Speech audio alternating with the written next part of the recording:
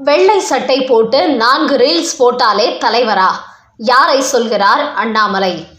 வணக்கம் நண்பர்களே. தமிழக பாஜகவின் முன்னாள் தலைவர் அண்ணாமலை தற்போது பாஜகவின் தலைவராக இருக்கும் நயினார் நாகேந்திரன் முழுக்க எடப்பாடி பின்னால் போய்கொண்டிருப்பதால் பாஜக சம்பந்தப்பட்ட நிகழ்ச்சிகளில் கூட பங்கேற்பதை தவிர்த்து வருகிறார். குறிப்பாக அண்ணாமலையை பொறுத்தவரை பாஜக தலைமையில்தான் ஆட்சி என்கிற தனது நிலைப்பாட்டில் உறுதியாக இருப்பதால் அவரால் எடப்பாடி பின்னால் செல்வதற்கு அவரது தன்மானம் ஒத்துக்கொள்ளவில்லை. இதன் காரணமாகவே பல ஆன்மீகம் சம்பந்தப்பட்ட நிகழ்ச்சிகளில் பங்கேற்று வருகிறார் அண்ணாமலை. இந்த நிலையில் இன்று சுதானந்தா ஆசிரமத்தில் அரசியல் ஆளுமை தலைமைத்துவம் குறித்த பயிலரங்கத்தில் கலந்து கொண்ட அண்ணாமலை இன்றைய அரசியலில் அவல நிலை குறித்து பேசியுள்ளார். அப்போது அவர் கூறும்போது, சமீப காலமாக மக்கள் எந்த ஒரு கட்சியின் சித்தாந்தத்தையும் கருத்தில் கொண்டு ஓட்டு போடுவதில்லை. தேர்தல் நெருங்கும் சமயத்தில் தான் யாருக்கு தங்கள் ஓட்டை போடலாம் என்பதை யோசிக்கிறார்கள். அப்போது தங்களுக்கு பிடித்த கட்சியோ பிடித்த வேட்பாளரோ யாரோ ஒருத்தருக்கு வாக்களித்து விடுகிறார்கள். அதேபோல் இன்னைக்கு தமிழகத்தில் உள்ள அரசியல் கட்சி தலைவர்கள் பிரச்சாரம் செய்வதே வித்தியாசமாக உள்ளது. ஒருவர் பனைமரம் ஏறிக்கொண்டு அரசியல் செய்கிறார், இன்னொருவர் மாடுகளை நிற்க வைத்து பேசுகிறார். இப்படி ஒவ்வொருவரும் ஒவ்வொரு விதமாக அரசியல் செய்கிறார்கள். தமிழக அரசியலில் ஒரு மாற்றத்தை கொண்டு வர வேண்டும் என்றால் மாறுபட்ட அரசியலை கையில் எடுக்க வேண்டும். கண்மூடித்தனமாக யாரும் அரசியல் செய்யக்கூடாது. அதோடு ஒரு காலத்தில் அரசியல் கட்சி தலைவராக வேண்டும் என்றால் சில தகுதிகள் இருந்தது. ஆனால் இப்போது அப்படி அல்ல. யார் வேண்டுமானாலும் தலைவராகலாம் என்கிற நிலை உருவாகிவிட்டது.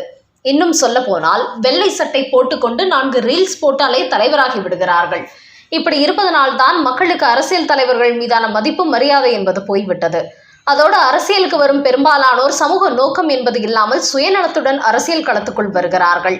அதன் காரணமாகவே ஏதோ கடமைக்காக மட்டுமே மக்கள் வாக்களிக்க வேண்டிய கட்டாயத்துக்கு தள்ளப்பட்டுள்ளார்கள். தங்களுக்கு பிடித்த கட்சி, பிடித்தமான தலைவர் என்று அவர்களுக்கு யாருமே இருப்பதாக தெரியவில்லை. குறிப்பாக எந்த துறையை பார்த்தாலும் ஊழல் மயமாகிவிட்டது.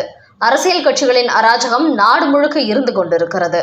தங்களுக்கு பாதுகாப்பு கொடுப்பார்கள் என்று நினைத்த காவல்துறையினரே மக்களை அடித்து படுகொலை செய்கிறார்கள். அந்த அளவுக்கு நாட்டு நிலைமை போய்கொண்டிருப்பதால் மக்களுக்கு ஜனநாயகத்தின் மீதான நம்பிக்கை குறைந்துவிட்டது. இதற்கு இன்றைய ஆட்சியாளர்களே முக்கிய காரணம் என்று பேசியுள்ள அண்ணாமலை, அரசியலில் யாருக்கும் எந்த ஒரு பதவியும் நிரந்தரமல்ல. பதவி என்பது வரும் போகும். அதனால் பதவி போய்விட்டது என்பதற்காக வருந்த வேண்டிய அவசியமும் இல்லை. பதவி வந்துவிட்டது என்பதற்காக துள்ளி குதிக்க வேண்டிய அவசியமும் இல்லை. முக்கியமாக அரசியலுக்கு வரும் நபர்களுக்கு பழிவாங்க வேண்டும் என்கிற எண்ணம் இருக்கக்கூடாது. அந்த பழிவாங்கும் அரசியல் கேலி கூத்தாகிவிடும். இது மக்கள் மத்தியில் அரசியல்வாதிகள் மீதான நம்பகத்தன்மையை முழுமையாக இழக்க செய்துவிடும் என்று அண்ணாமலை அந்த நிகழ்ச்சியில் பேசியுள்ளார். ஆனால் இப்படி அண்ணாமலை அரசியலுக்கு அப்பாற்பட்ட ஆன்மீகம் சம்பந்தப்பட்ட நிகழ்ச்சிகளில் அதிகமாக பங்கேற்று வரும் இந்த நேரத்தில் கூட சீக்கிரமே அவர் தனி கட்சி தொடங்கப் போகிறார் என்ற ஒரு செய்தியும் வெளியாகி வருகிறது.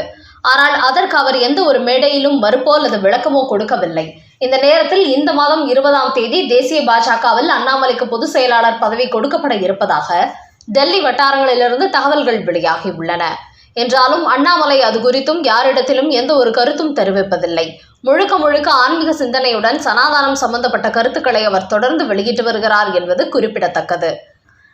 3வது முறையாக அமித்ஷா சொன்ன வார்த்தையால் ஆட்டம் கண்டு போன எடப்பாடி. அமித்ஷா அண்ணாமலை போடும் புதிய பிளான் வெளியானதால் கடும் பதற்றத்தில் இலைக்கட்சி கூடாரம். எடப்பாடி பழனிசாமி என்றைக்கு டெல்லி சென்று அமித்ஷாவை சந்தித்துவிட்டு திரும்பினாரோ அப்போதிலிருந்தே தமிழகத்தில் 2026 தேசிய ஜனநாயக கூட்டணி ஆட்சி என்றுதான் அமித்ஷா திட்டவட்டமாக கூறி வருகிறார். ஆனால் எடப்பாடி பழனிசாமி கூட்டணி ஆட்சிக்கெல்லாம் வாய்ப்பே இல்லை, அதிமுக தலைமையில்தான் ஆட்சி அமைப்போம் என்று கூறி வருகிறார். என்றாலும் அமித்ஷாவை பொறுத்தவரை கடந்த வாரத்தில் தினமலர் நாளிதழுக்கு அளித்த ஒரு பேட்டியில் தமிழ்நாட்டில் தேசிய ஜனநாயக கூட்டணி வெற்றி பெற்றால் கண்டிப்பாக கூட்டணி ஆட்சிதான், அதிமுகவை சேர்ந்த ஒருவர் முதலமைச்சராக இருப்பார் என்று கூறினார். அதையடுத்து இன்று ஒரு ஆங்கில நாளிதழுக்கு அமித்ஷா அளித்த பேட்டியிலும் அதிமுக பாஜக கூட்டணி வெற்றி பெற்றால் தமிழ்நாட்டில் கூட்டணி ஆட்சிதான் என்று 3வது முறையாகவும் அதை உறுதிப்படுத்தியிருக்கிறார். இது ஒட்டுமொத்த அதிமுக கூடாரத்தையும் அலறவிட்டுள்ளது. அவர்களை பொறுத்தவரை தங்களது கூட்டணியில் பாஜக, பாமக, தேமுதிக உள்ளிட்ட கட்சிகளை சேர்த்து கொண்டு தேர்தலை சந்தித்து வெற்றி பெற்று தாங்கள் மட்டுமே ஆட்சி அதிகாரத்தை பிடித்துவிட வேண்டும் என்று திட்டமிட்டு வந்துள்ளார்கள். ஆனால் அமித்ஷாவோ கூட்டணி ஆட்சிதான் என்பதில் தான் உறுதியாக இருப்பதை அடுத்தடுத்து வெளிப்படுத்தி வருகிறார். அவரது இந்த முடிவு காரணமாக அதிமுக மூலம் பாஜக தமிழ்நாட்டில் காலூன்ற திட்டமிடுகிறது. அதற்கு நாங்கள் வாய்ப்பு கொடுக்க மாட்டோம் என்று அதிமுகவின் மாஜிகள் கூறி வருகிறார்கள்.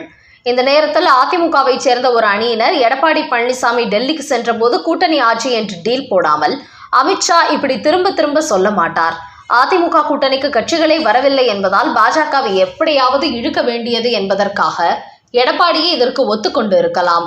ஆனால் இப்போது எடப்பாடி பழனிசாமி அமித்ஷாவின் அந்த கருத்தை திட்டவட்டமாக மறுத்தது போல் தெரியவில்லை. நாங்கள் தனி பெரும்பான்மை வெற்றி பெற்று தனித்து ஆட்சி அமைப்போம் என்றுதான் சொல்கிறாரே தவிர தங்களது கூட்டணியில் இடம்பெறும் அனைத்து கட்சிகளின் தொகுதிகளையும் சேர்த்து நாங்கள் மட்டுமே ஆட்சி அமைப்போம் என்று சொல்லவில்லை.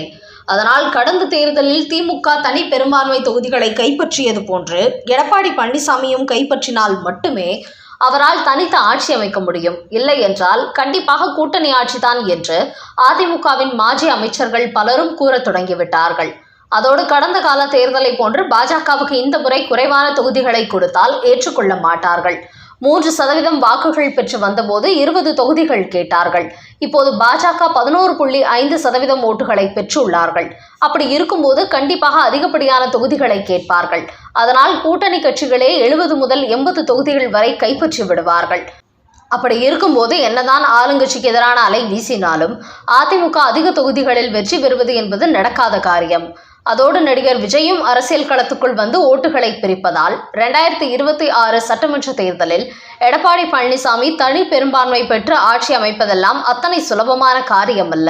அதோடு குறைவான தொகுதிகள் தான் தருவோம் என்று கூட்டணி கட்சிகளிடம் கண்டிஷன் போட்டால் கூட்டணியை உடைந்து கடந்த மக்களவைத் தேர்தலை போன்று அதிமுக தனித்து போட்டியிட வேண்டிய இக்கட்டான சூழல் ஏற்படும் என்றும் அதிமுக மாஜிக்கள் ஆளாளுக்கு கருத்து கூறி வருகிறார்கள். ஆனால் இன்னும் சிலரோ அதிமுக பாஜக கூட்டணி வைத்ததை எங்களுக்கு பிடிக்கவில்லை. எடப்பாடி பழனிசாமி உடனடியாக கூட்டணியை முறித்து கொள்ள வேண்டும். பாஜகவுடன் கூட்டணி முறித்து கொண்டால் இன்னும் சில கட்சிகள் நமது கூட்டணிக்கு வருவார்கள்.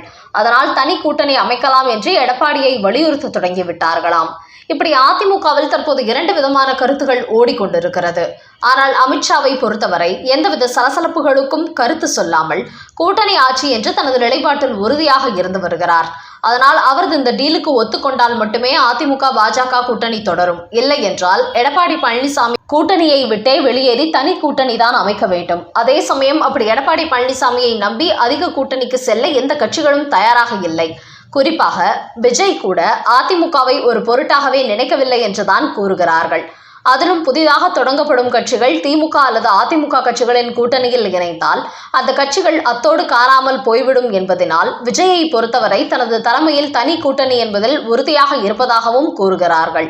அதனால் அமித்ஷா போடும் இந்த டீலுக்கு எடப்பாடி பழனிசாமி ஒத்துக்கொண்டுதான் ஆக வேண்டும். அப்படி இல்லை என்றால் கூட்டணியை முறித்து கொண்டு கடந்த மக்களவைத் தேர்தலை போன்று சட்டமன்ற தேர்தலிலும் டெபாசிட் இழந்து மண்ணை கவ வேண்டிய சூழல்தான் அதிமுகவுக்கு ஏற்படும் என்பது உறுதியாகியுள்ளது. தமிழக பள்ளிகளின் வகுப்பறைகளில் யூ வடிவில் இருக்கையா? பாஜக கடும் எதிர்ப்பு. தமிழகத்தில் உள்ள பள்ளிகளில் மும்மொழி கல்விக் கொள்கையை கொண்டு வருவதற்கு மத்திய அரசு திட்டமிட்ட போது அதற்கு தொடர்ந்து திமுக எதிர்ப்பு தெரிவித்து வருகிறது. இந்த நிலையில் மாணவர்களின் கல்வித்தரத்தை உயர்த்தப் போகிறோம் என்பதன் பேரில் தற்போது தமிழக அரசு ஒரு புதிய திட்டத்தை கொண்டு வந்திருக்கிறது. அது என்னவென்றால் தமிழகத்தில் உள்ள பள்ளிகளில் மாணவர்கள் யூ வடிவத்தில் அமர வேண்டும் என்று ஒரு உத்தரவு போட்டுள்ளார்கள். இந்த அறிவிப்பை இன்று பள்ளி கல்வித்துறை அமைச்சர் அன்பில் மகேஷ் அறிவித்திருக்கிறார். ஆனால் இதை தமிழக பாஜக கடுமையாக எதிர்த்திருக்கிறது. அவர்கள் வெளியிட்டுள்ள அறிக்கையில் தமிழ்நாட்டில் உள்ள திமுக அரசு மாணவர்களின் எதிர்காலம் ஆரோக்கியத்தை பற்றி துளியும் கவலைப்படுவதில்லை. சினிமா படங்களை பார்த்துவிட்டு நிர்வாக முடிவுகளை எடுக்கிறார்கள். குறிப்பாக இந்த யூ வடிவமானது மாணவர்களின் உடல்நலத்தையும் மனநலத்தையும் கெடுக்கக்கூடியது. அந்த உளவியல் கூட தெரியாமல் இவர்கள் ஏதோ புதிய சாதனை செய்வது போன்று இந்த முடிவை எடுத்திருக்கிறார்கள் என்று பாஜக கடுமையாக விமர்சனம் செய்திருக்கிறது. இதே போன்று சில மருத்துவ நிபுணர்களும் இந்த யூ வடிவ இருக்கை அமர்வு திட்டத்துக்கு எதிர்ப்பு தெரிவித்துள்ளார்கள். இப்படி செய்வதால் பிள்ளைகளின் முதுகுத்தண்டு வளர்ச்சி, உடல்நிலை, பார்வை போன்றவற்றில் குறைபாடு ஏற்படும். அதனால் இது போன்ற யூ வடிவ திட்டத்தை தமிழக அரசு கைவிட வேண்டும் என்று வலியுறுத்தியுள்ளார்கள்.